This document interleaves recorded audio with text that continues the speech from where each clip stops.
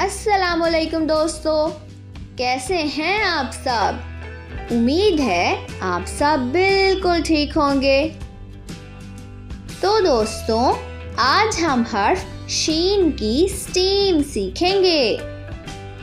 ये है हर्फ शीन और इसकी आवाज है श। ये हरूफ तहज्जी का 20वां हर्फ है। दोस्तों, आज हम 5 मज़ेदार चीज़ें सीखने वाले हैं।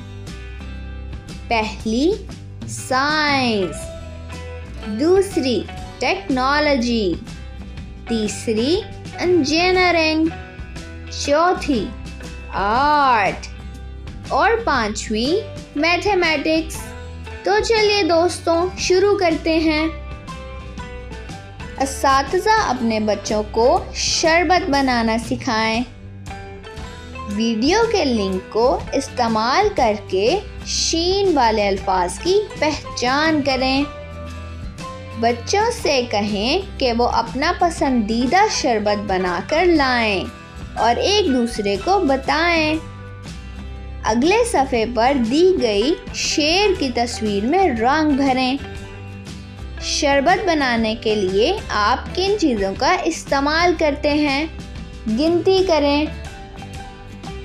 तो बताइए बच्चों, क्या आपको इसमें मज़ा आया? जी हाँ। तो आप सब अपना बहुत सा ख्याल रखिएगा।